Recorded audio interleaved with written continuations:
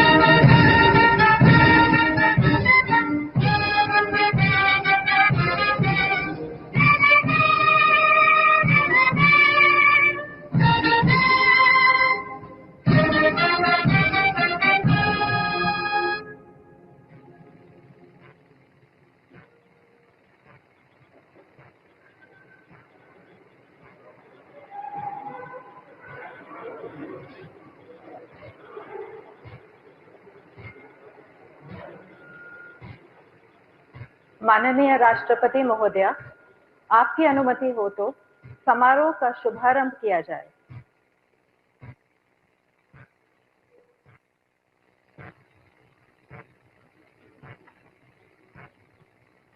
भारत के मुख्य न्यायमूर्ति श्री भूषण रामकृष्ण गवाई।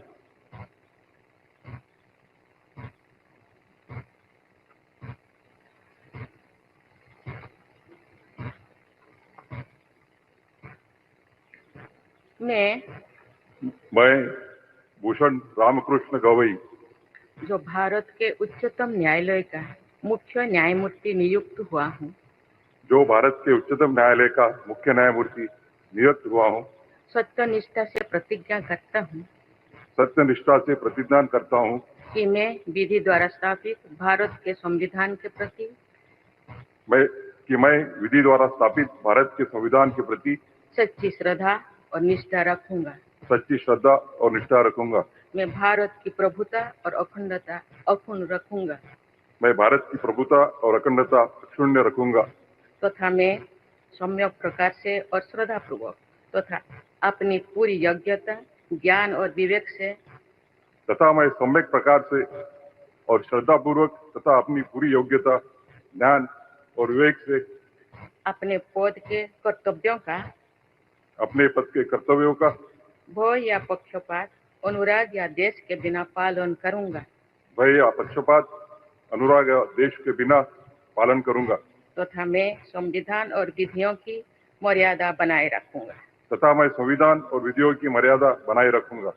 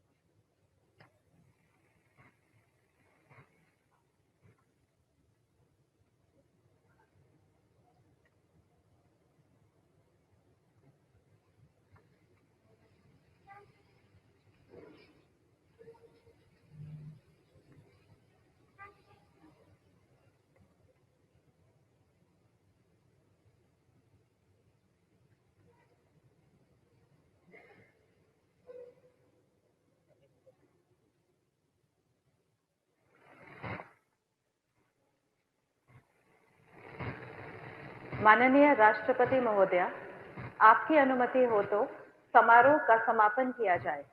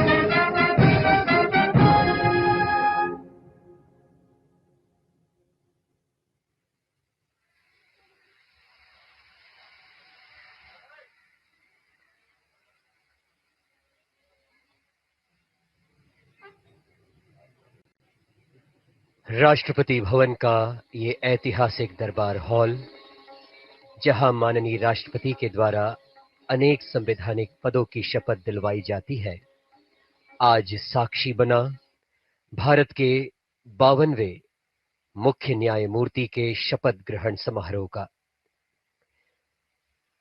माननीय प्रधानमंत्री जी के द्वारा न्यायमूर्ति गवई के परिवारजनों को बधाई दी जा रही है। ये भावुक कर देने वाला क्षण होता है।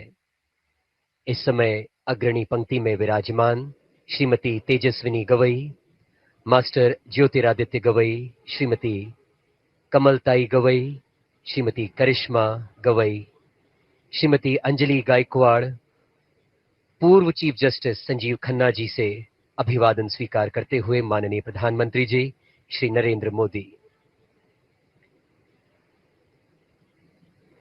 यह क्षण एक और प्रमाण है भारत की लोकतांत्रिक परिपक्वता का, जहां किसी भी पृष्ठभूमि से आया व्यक्ति अपने कर्म, प्रतिभा और समर्पण से और आप हमसे जुड़े रहने के लिए सब्सक्राइब करें YouTube पर, फॉलो करें Twitter पर और लाइक करें Facebook पर। और ज्यादा जानकारी के लिए आपको टाइप करना होगा सिर्फ न्यूज़ नशा।